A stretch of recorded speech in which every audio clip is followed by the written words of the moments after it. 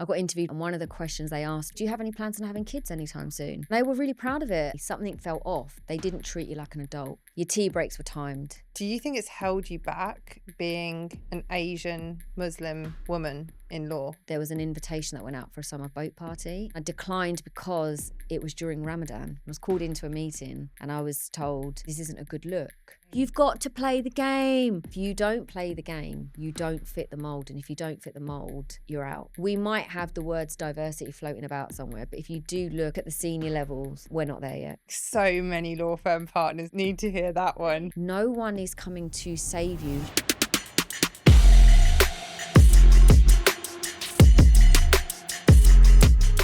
Corporate law has rules, unwritten ones. Fit the culture, play the game, don't rock the boat. But Jasmine Chaudry refused to play this game.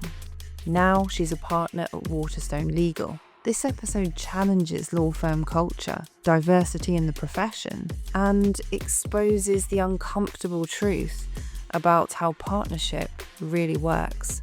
Some people won't like this, and that's exactly why this conversation matters. So, Jasmine, you said on LinkedIn a few months ago. God, okay, go on. Do you know what?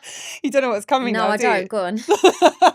Could be anything. Go on. I almost walked away from law because being a lawyer just isn't enough anymore. What did you mean by that? Where do I start? I think I've said this before. I don't exactly know kind of how you grew up and kind of what your parents' vision was of your career. But for me, I grew up in a community where you go to school, get the good grades, don't embarrass anyone, right? I love that. Don't embarrass anyone. Get into uni, make sure it's a good uni, get the grades, get the job. Don't go backpacking because, that's shameful. It's embarrassing again. Because they were always worried you wouldn't come back. That's the problem, right? Why are they going back? Why are they trying to find themselves? They should be finding a job. Get the job, get the mortgage, the house, get married, get the kids. Like that was the setup. And once you've done that and you're sort of, by that point, you should be 30. So everything should have been done in the 20s. You're done. You're set for life, right? The job, once you've got it, it was just repetition, right? And you start off as a trainee, you get qualified, you do your couple of years as associate, you go, junior associate, senior associate, then you're on track for partnership. The problem was no one tells you, or at least when we were younger, no one told us what that realistically looked like. What does it mean to become a partner? What does that track look like? What do you need to do? Who do you need to be? Because you're not the same kid that you are at 21, 22 and assuming that you're going to get to 35, 40 and it's just going to magically happen. You've actually got to put some work into this. Doing the job, the actual hours behind the desk is not enough. That's just the transactional stuff.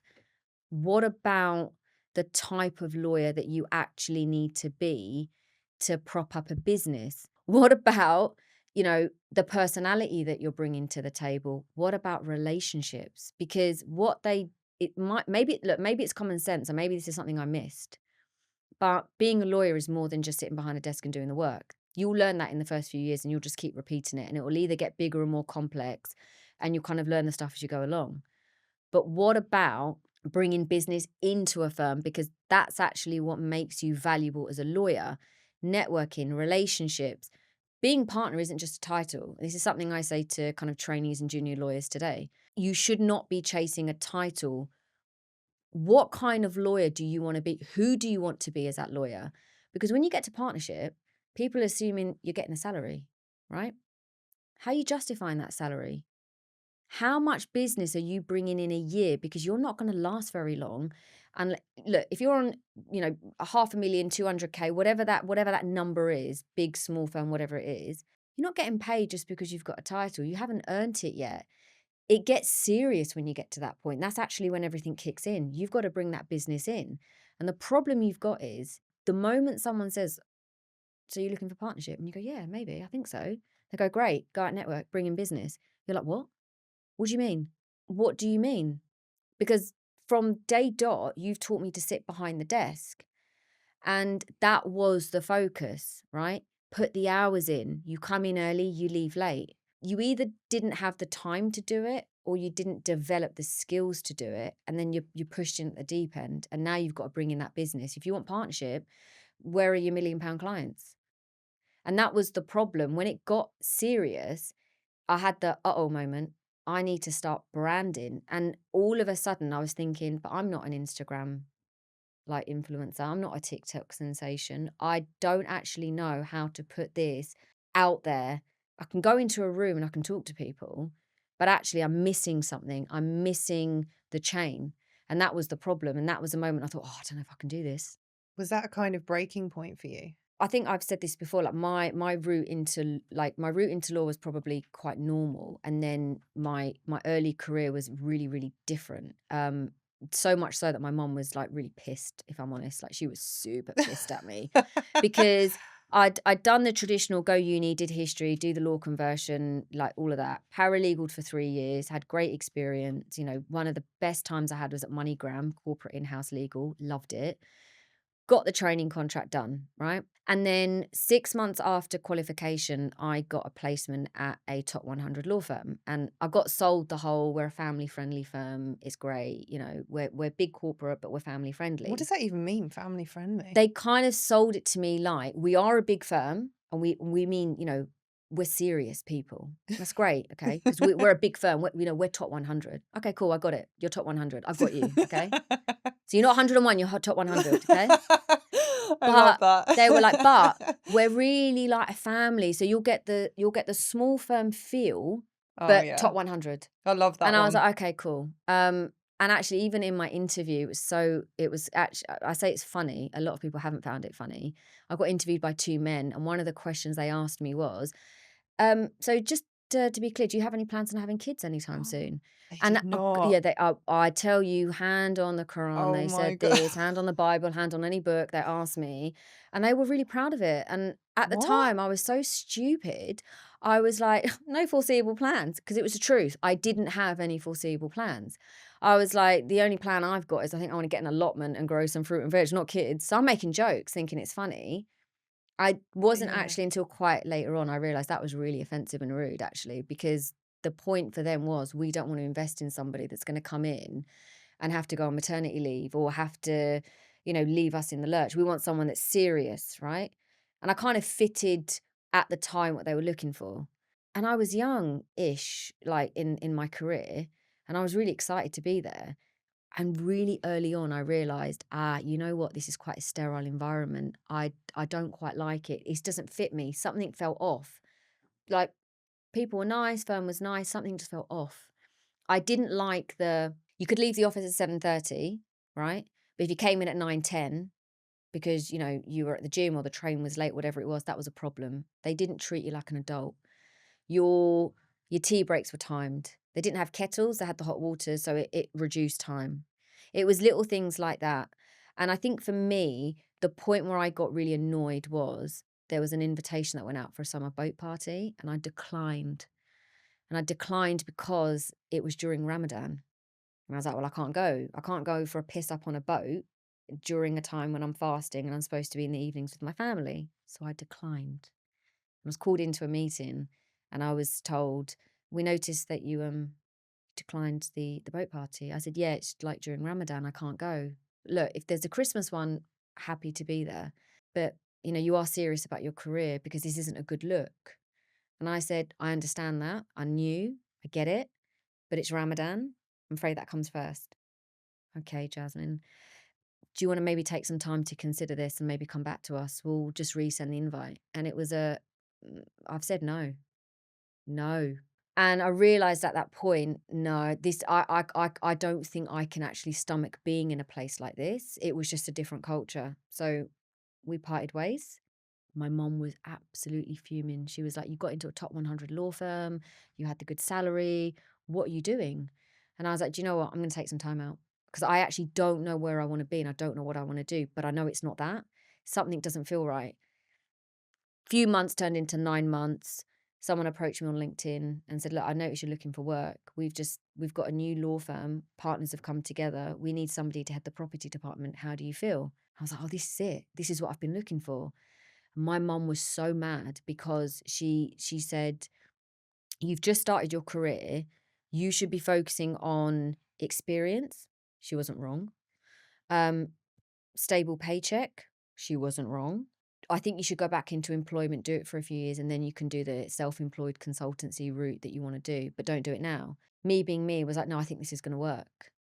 And I went into it, and I'm going to be honest with you, it's probably one of the best things I've ever done and one of the dumbest things I've ever done at the same time. So you know when they say two things can exist at the same time? Super great in many ways because it made me who I am today. And it was super dumb at the same time for various other reasons. What were the dumb reasons? Well, look, I went in with the naivety and the lack of experience of, I'm going to go into this firm. They're going to give me some work. I'm going to bring in some work. We've made an arrangement here that I can come and go as I please, right? So I've got the flexibility of time. But I'm under their firm. I'm under their umbrella. I've got the indemnity insurance. I'm safe. It will be easy because they're going to bring me some clients because I've got clients. And eventually, you know, in word of mouth, I'll get more clients. And I think what I took with me into that situation was very much the same mindset that you have when you're employed. Like you go into a firm and they give you the work and you do it. I don't think I realized, in fact, no, let me correct that. I know I did not realize how difficult it is going out into the world and making yourself a brand, bringing in business. Because with all due respect, how the hell can a 30-year-old newly qualified lawyer be a brand? Like, are you joking? Like, if I could go back and slap myself, I'd be like, who do you think you are? But would you though? Because actually now you're a bit of a name on Okay, LinkedIn. so- Would you? Okay. With it's really difficult because yes and no, because if you go back and you change something, it's a ripple effect, isn't it? Everything changes. It's one of those sliding doors moments. We're going to have to make some massively. different realities. What I would have done if I could go back and talk to myself and say, right, if you really want to do this and be serious, then fine, put your head down and learn the work. That bit I did. I have to say, one thing I am really like, proud's the wrong word because that shows a lack of humility, but I'm kind of pleased. Doing this role forced me to do residential and commercial law, like the property together. If you ask me if I can do share purchase agreements, commercial leases, bridging finance, which is something I do a lot, you know, leaseholds, freeholds, sales, purchases, auctions, the answer is yes, I do all of them. But I do them because I had no choice. I had the clients that needed it. I'd learned some of it and I needed to do more. And I put my head down. And when I was stuck, I wasn't arrogant enough to go, oh yeah, like I'll figure this out. I picked up the phone and I said to somebody, I know you know more than me. This is the case I've got. Can you help me out? Point me in the right direction. I'm not afraid to ask questions. And if I don't know something, I will say it because otherwise it doesn't benefit you and it doesn't benefit the client. But the thing I did not do early enough in my career was go out there and network and talk to people and build relationships. And that was the bit that I missed. So the things that I'm doing now, and I've been doing now for the last sort of like year or two, I wish I could go back and say to myself, Jasmine, start now. And this is something I keep saying to people, even like, you know, the junior lawyers at my firm, the young people. I'm like, you don't know how blessed you are to have people that have like not succeeded the first time or sort of flunked it a little bit, telling you, brand yourself now. Because my attitude is, God forbid you're at a firm and that firm closes, and we've seen quite a few examples recently of firms that have for various reasons shut down. I don't want any person to be in a position where they're scrambling around for a job and a firm says to them, okay, that's nice, you're qualified, you're a solicitor, that's great, you've got a title, what are you bringing to the table? Where's your client base? Because now junior lawyers are saying, oh, I've got contacts, I've got clients. So now they're in a pool of competition that before was only relevant to kind of senior lawyers and partners. Now it's happening early on. And I wish I could go back and say the same thing to myself, which is start now, because I think I was complacent in thinking it would just organically happen. And I missed the fact that if something's going to organically happen, you've got to actually grow it. Yes, I spoke to people and yes, you know, I did part of it, but I missed the bit that was building the relationship. I just, you know, walked into a room, spoke to people, networked, walked out. That was nice. Nothing happened. Because I didn't have, and I don't mind saying it, I didn't have either the common sense or it was just an element of complacency. I didn't follow up. I didn't build. I just assumed, like Noah's Ark, they will come. No one's coming for you. No one's coming for you. And this is something I'm really trying to get out to people, lawyers, juniors, LinkedIn. Even if you're not a lawyer, no one is coming to save you. No one is coming for you. Put yourself out there. And guess what? Not everyone's going to resonate with you. Not everyone's going to like you. Not everyone's going to want to work with you. But the right people, it will fit. But how are they going to find you if you're not out there? Like, how's it going to happen? And this is the stupidity that I made when I was younger. I just assumed the longer I did the work, eventually it would all sort of fall into place. No, nothing's falling except you if you don't go out there. And that's the bit that I missed. And so, I'll say it 1,000 times that that's the bit that I missed. I didn't do it early enough. I think that's probably you, along with 80, 90, maybe even more percentage of Do you lawyers. think? I reckon so. I mean, I bang on about this on LinkedIn all the time. It's this whole thing of take ownership of your career, particularly in this time now of, AI and the whole market changing, and not really be able to trust the structure of law firms. I think in 10 years' time, we don't know what they're going to look like. We don't know. I mean, look at firms like Taylor Rose and Setfords, right? They've got the giant consultancy model. Did you hear of this when you were in your firm? Like, did you even know what this was? Because I didn't. Back in my early career, I definitely didn't. I mean, I think what's interesting, we were talking about this earlier on, is that there's been this huge change since the pandemic. Massive. When I even started posting on LinkedIn in about 2021, 2022, I was like one of about 3 people. There was nobody posting there. And ever since the pandemic, we've had all these different types of law firms popping up. And I think they're probably a bit older than that. But the point is this wasn't really a thing. No, it wasn't. It was, you're in a big firm, you're in a big firm for life. If they tell you have to make the summer party, even though you're doing Ramadan, it's like, oh, well, sorry about that. Do you know what was really annoying about that story? I went to a friend's birthday and I was telling the girls, and I was like, I declined the invite because, it's during Ramadan, and obviously I can't go. And one of them said to me, and Elise, you know who you are. She was like, Jasmine, don't be a dick. Play the game. And I was like, what? She was like, you've got to play the game. And you know what? I've always hated that expression because I'm a bit like, playing the game means playing by the same rules that have always existed. I'm not going to do that. And I've always said, if something takes me longer to get there, I don't mind. I don't have to. Rome wasn't built in a day. I don't have to get somewhere by a certain age because everyone else did. I'll get there in my time and I will do it my way. And I've always had that philosophy. I've had it with my health. I've had it when my body dysmorphia was like at its worst. I've always said, I know what the problem is. I will deal with it and I'll do it in my time, but I'm not going to be rushed to do it in everyone else's time. And when she said to me, play the game, I was like, I'm not changing my mind because it goes against who I am. On this particular evening, I'm going to fast and I'm going to go home and I'm going to break my fast with my family. I'm not going to be partying on a boat with people that, with all due respect, are going to be drinking alcohol at a time during 1 month of the year where I'm definitely not permitted to be around that. I'll go to the Christmas one. I've got no problem. I'm not doing it during Ramadan. And I did get a bit of a split reaction. Some of them were like, yeah, you go, girl. And some of them were like, you're an idiot. But, I didn't go. And, we had a couple of tough conversations. We realised we probably were not the right fit for each other. I'm glad I left because I don't know the person I would be if I worked, if I'm honest, at a traditional firm like that for a long time. I don't think I would be the person I am today. And I'm okay with that. I'm really okay with that. I just wish that, like I said, I'd started a few things a bit earlier. Just pausing for a second to ask a small favour. This is a brand new podcast, and every follow, review, or share helps more than you know. It means I can create more episodes, bring on more top guests and thought leaders, and share the secret lessons and tools that help you build influence, find purpose, and create a career and life you actually jump out of bed for. If that speaks to you, please hit subscribe. It really does make a difference.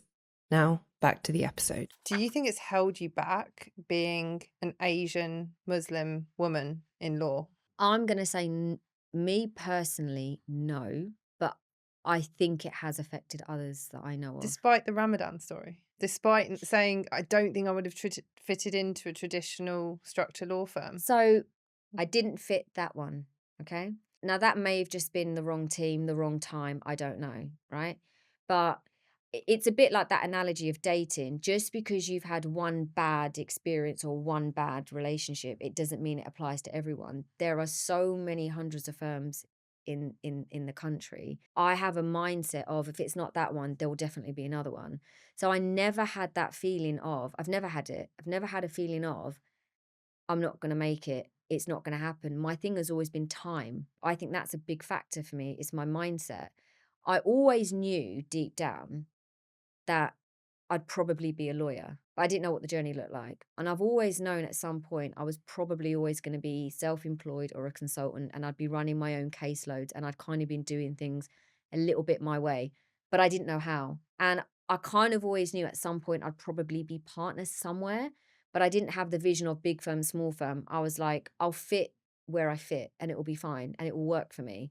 And I think that's why I didn't have a vision of it has to be this and it has to be that. It wasn't rigid. It was, I know this is going to happen. I don't know how and I don't know when, but it will happen.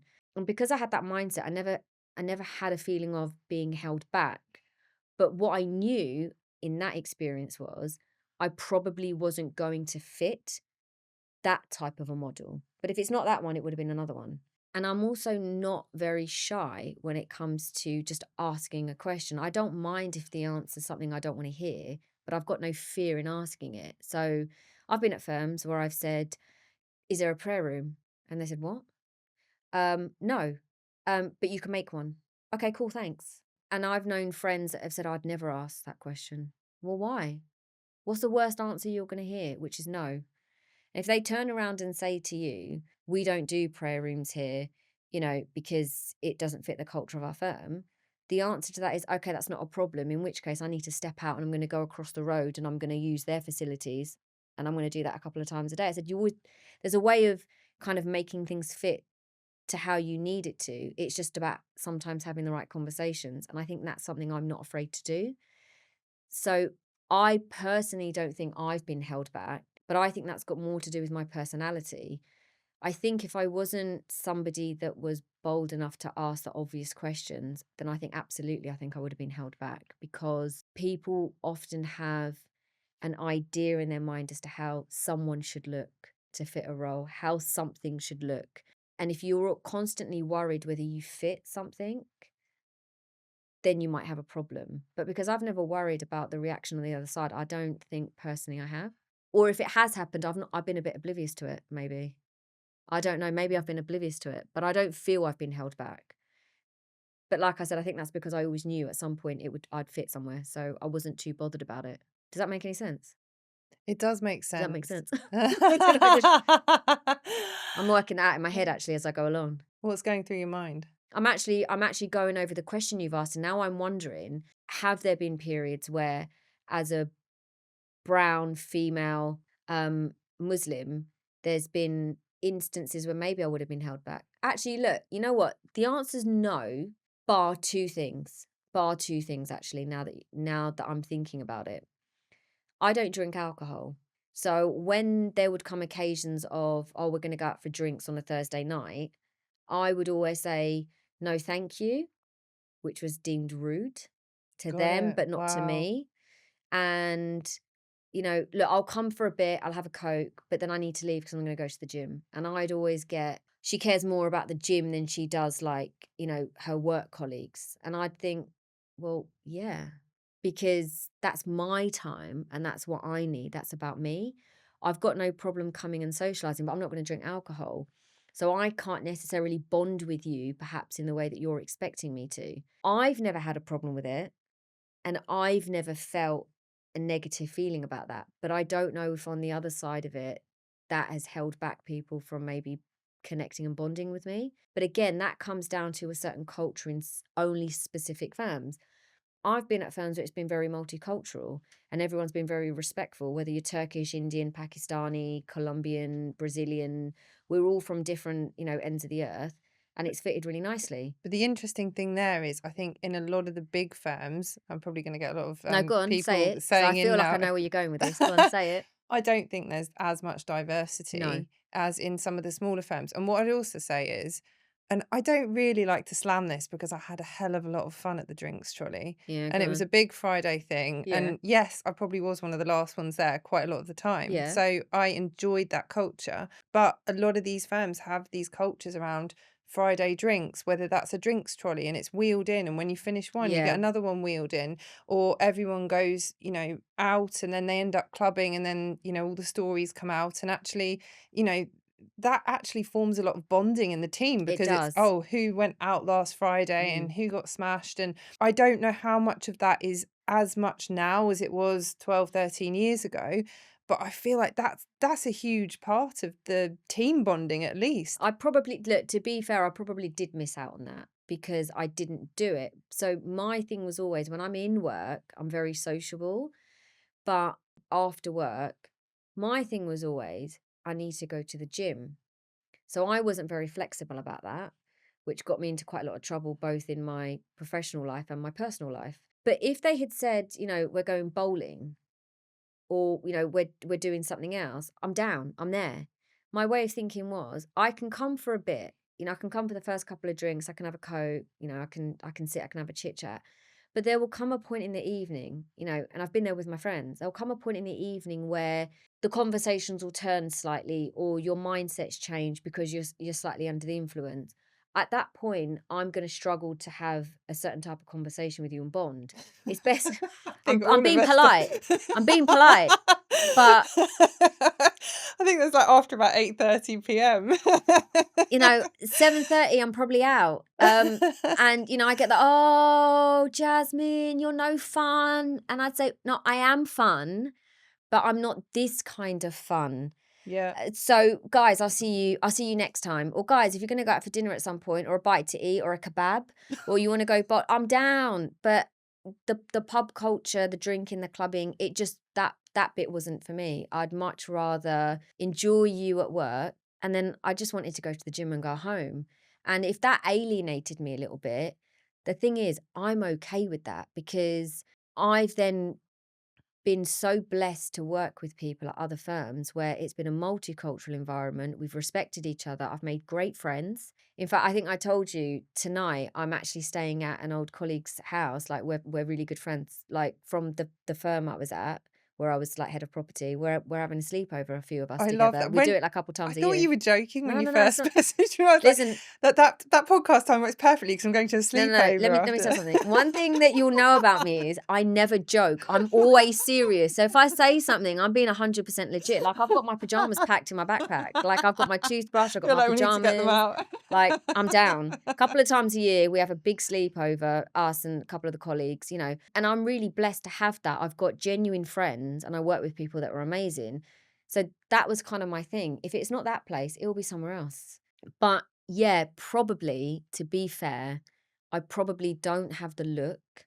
I don't have the personality for, the big four, or, because as Elise said, I'm not one to play the game. And if you don't play the game, you don't fit the mold. And if you don't fit the mold, for a lot of people, you're out. And to be honest, I never attributed that to the color of my skin or the fact that I'm female or I'm Muslim. I attributed that to my personality. Look, you've worked at, big corporate, so you have a lot more inside knowledge than I do. I don't think things have changed a huge amount in that respect. We may have changed in the industry with consultancy and more flexibility and respecting mental health in the workplace, and not having a Friday night piss up culture as much, right? Maybe those things have changed slightly. We might have the words diversity floating about somewhere, but if you do look at a lot of the big corporate firms, we're not there yet, okay? We're not there yet. And if you look at the senior levels, right, we're not there yet. Might get there, but it's not there yet. What's it going to take for us to get there? Oh, That's a really tough question, actually. It's going to take, I think, a lot of years. If I'm honest, I think it's going to take a lot of years because it's going to take a lot more young people coming into the profession that are from diverse backgrounds. And we're seeing it.